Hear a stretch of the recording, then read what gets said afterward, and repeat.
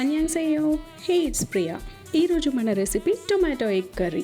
ఈ రెసిపీని easy and క్విక్గా ఎలా ప్రిపేర్ చేసుకోవాలో ఈరోజు చూసుకుందాం. ఇది చపాతీ అండ్ రైస్లోకి పర్ఫెక్ట్ కాంబో.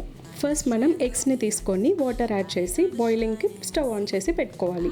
ఇప్పుడు ఇంకో స్టవ్ పైన కడాయి పెట్టుకొని కొన్ని ఆనియన్స్ కట్ చేసి అందులో వేసుకోవాలి. తర్వాత కొన్ని గ్రీన్ చిల్లీ కూడా యాడ్ చేసుకోవాలి. ఇప్పుడు 2 స్పూన్స్ ఆయిల్ని అందులో వేసుకోవాలి. ఆయిల్ వేడెక్కుతున్నప్పుడు కొంచెం జీలకర్ర కూడా యాడ్ చేసుకొని స్లోగా కలుపుకుంటూ ఉండాలి.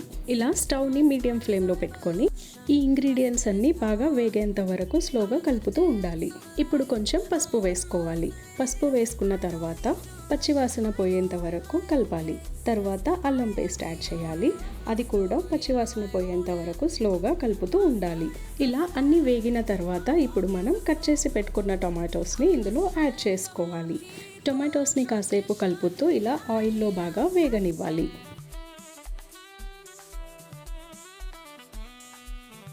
ఇలా కాసేపు ఆయిల్లో వేగిన తర్వాత కొంచెం సాల్ట్ని యాడ్ చేసుకొని కలుపుతూ ఉండాలి. సాల్ట్ వేయడం వల్ల టొమాటోస్ అన్నీ త్వరగా మగ్గిపోతాయి. అండ్ ఈ రెసిపీలో మనకి ఆయిల్ తక్కువ వేస్తే మాత్రం టొమాటోస్ అస్సలు మెదగవు. సో ఆయిల్ మాత్రం చూసుకొని వేసుకోండి. లిడ్ క్లోజ్ చేసుకొని కాసేపు ఉడకనిద్దాం. ఈలోపు ఎగ్స్ని చూద్దాం. బాయిలింగ్కి వచ్చేసాయి. కాసేపటి తర్వాత టొమాటోస్ ఉడికాయో లేదో లిడ్ ఓపెన్ చేసి చూద్దాం. టొమాటోస్ అయితే ఆయిల్లో బాగా వేగుతున్నాయి. ఇంకా కొంచెం సేపు వేగనిద్దాం. లిడ్ క్లోజ్ చేసుకొని ఇంకో 5 మినిట్స్ దాకా టొమాటోస్ని బాగా ఉడకనివ్వాలి. ఇప్పుడు రుచికి సరిపడా కారం యాడ్ చేసుకొని మంటని సిమ్లో పెట్టుకొని కారం స్మెల్ పోయేంత వరకు స్లోగా కలుపుతూ ఉండాలి. ఇలా కారం స్మెల్ పోయేంత వరకు కలిపిన తర్వాత మళ్ళీ రుచికి సరిపడా సాల్ట్ని కొంచెం ఎక్స్ట్రా యాడ్ చేసుకోవాలి. సాల్ట్ మొత్తం కర్రీకి కలిసేలాగా స్లోగా కలుపుకుంటూ ఉండాలి. అండ్ అలానే టొమాటోస్ అన్నీ మెదిగాయా లేదా చూసుకుంటూ ఉండాలి. ఇప్పుడు గ్రేవీ కన్సిస్టెన్సీ కోసం మనం వాటర్ యాడ్ చేసుకోవాలి. నేనైతే ఇక్కడ 1 గ్లాస్ వాటర్ని యాడ్ చేసుకున్నాను. మీకు కావాలి అని అనుకుంటే ఎక్స్ట్రా 1/2 గ్లాస్ వాటర్ కూడా యాడ్ చేసుకోండి. ఇప్పుడు లిడ్ కవర్ చేసి కాసేపు ఉడకనిద్దాం.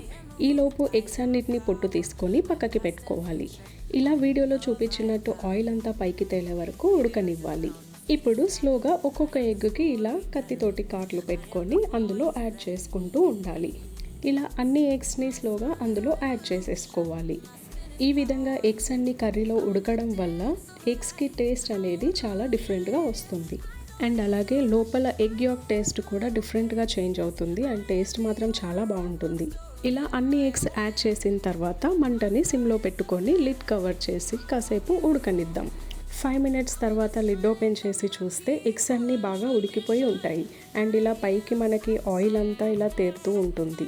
ఇలా మంటని సిమ్లోనే పెట్టుకొని ఎగ్స్ అన్ని వైపులా సరిగ్గా ఉడుకుతుందా లేదా చూసుకుంటూ కాసేపు కలుపుకుంటూ ఉండాలి.